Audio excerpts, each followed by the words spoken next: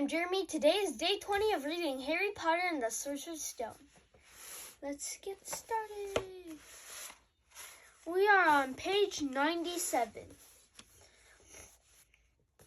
Harry leaned back quietly so they couldn't see him looking. You know that black-haired boy who was near us in the station? Know who he is? Who? Harry Potter! Harry heard the little girl's voice. Oh, Mom, can I go on the tree and see him? Mom, oh, please.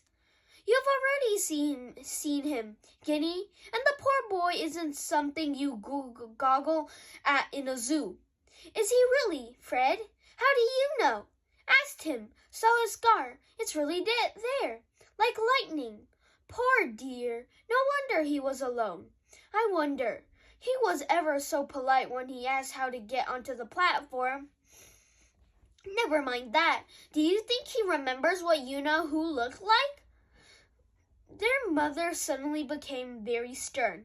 I forbid you to ask him, Fred. No, don't you dare. As though he needs reminding of that on his first day at school. All right, keep your hair on. A whistle sounded. Hurry up, their mother said, and the three boys clambered onto the train. They leaned out of the window for her to kiss them goodbye, and their younger sister began to cry. Don't, Ginny. We'll send you loads of owls. We'll send you a Hogwarts toilet seat. George! Only joking, Mom. The train began to move. Harry saw the boy's mother waving, and their sister, half laughing, half crying, running to keep up with the train until it gathered too much speed. Then she fell back and waved. Harry watched the girl and her mother disappear as the train rounded the corner. Houses flashed past the window.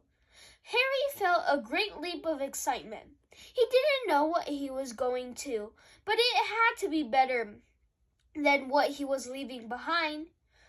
The door of the compartment slid open and the youngest red-headed boy came in. Anyone sitting here? He asked, pointing at the seat opposite Harry. Everywhere else is full. Harry shook his head and the boy sat down. He glanced at Harry and then quickly out of the window, pretending he hadn't looked. Harry saw he still had a black mark on his nose. Hey, Ron. The twins were back. Listen, we're going down the middle of the train. Lee Jordan's got a giant tarantula down there. Right, mumbled Ron. Harry, said the other twin, did we introduce ourselves? Fred and George Weasley. And this is Ron, our brother. See you later, then. Bye, said Harry and Ron. The twins slid the compartment door shut behind them. Are you really Harry Potter? Ron blurted out. Harry nodded. Oh, well, I thought it might be one of Fred and George's joke, said Ron. And have you really got, He pointed at Harry's forehead. Harry pulled back his bangs to show the lightning scar. Ron stared. So that's where you-know-who? Yes, said Harry, but I can't remember it. Nothing? Said Ron eagerly. Well, I remember a lot of green light, but nothing else. Wow, said Ron. He sat and stared at Harry for a few moments. Then, as though he had suddenly realized what he was doing, he looked quickly out of the window again. Are all your family wizards? Asked Harry, who found Ron just as interesting as Ron found him. Yes, I think so, said Ron. I think Mom's got a second cousin who's an accountant, but we never talk about him. So you must know loads of magic already. The Weasleys were clearly one of those old wizarding families the Pale Boy and Diagon Alley had talked about. I heard you went to live with Muggles, said Ron. What are they like? Horrible. Well, not all of them. My aunt and uncle and cousin are, though. Wish I had 3 wizard brothers. 5, said Ron. For some reason, he looked gloomy. I'm the 6th in our family to go to Hogwarts. You could say I've got a lot to live up to. Bill and Charlie have already left. Bill was head boy, and Charlie was captain of Quidditch. Now Percy's a prefect. Fred and George mess around a lot, but they still get really good marks. and everyone thinks they're really funny. Everyone expects me to do as well as the others, but if I do, it's no big deal, because they did it first. You never get anything new, either. With 5 brothers, I've got Bill's old rose, Charlie's old wand, and Percy's old rat. Harry reached inside his jacket and pulled out a fat gray rat, which was asleep.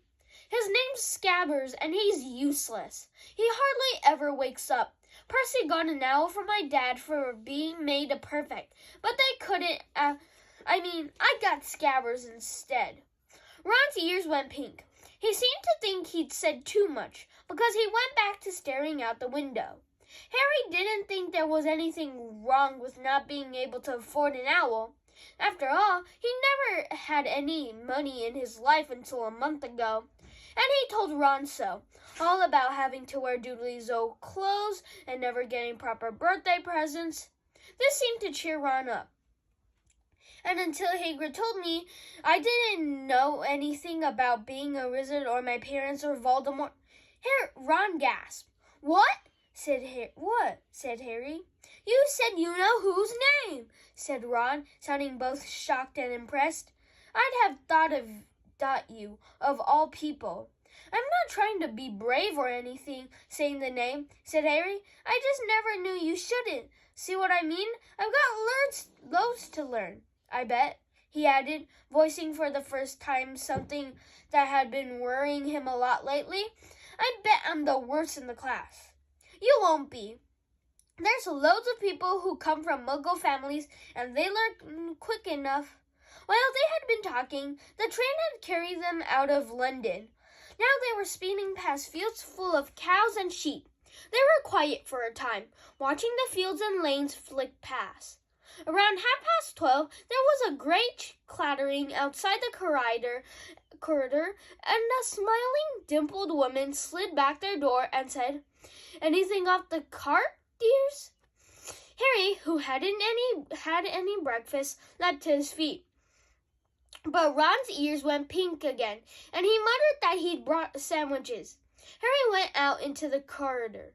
He never had any money for candy with the Dursleys, and now that he had pockets rattling with gold and silver, he was ready to buy as many Mars bars as he could carry. But the woman didn't have Mars bars. What she did have were Bertie Bott's every flavor beans, Drool's best blowing gum, chocolate frogs, pumpkin pasties, cauldron cakes, liquorized wands, and a number of other strange things that Harry had never seen in his life. Not wanting to miss anything, he got some of everything and paid the woman 11 silver sickles and 7 bronze nuts. Harry stared as Harry brought it all back into the compartment and tipped it onto an empty slate. "Hungry, are you?" "Starving," said Harry, taking a large bite out of a pumpkin pasty. Ron had taken up a lumpy package and unwrapped it. There were 4 sandwiches inside. He pulled one of them apart and said, "She always forgets I don't like corned beef." "Swap you for one of these," said Harry, holding up a pasty. "Go on." "You don't want this. It's all dry," said Ron. "She hasn't got much time," he added quickly. "You know, with the 5 of us." Thank you, everyone. That's all for today. Bye. See you tomorrow.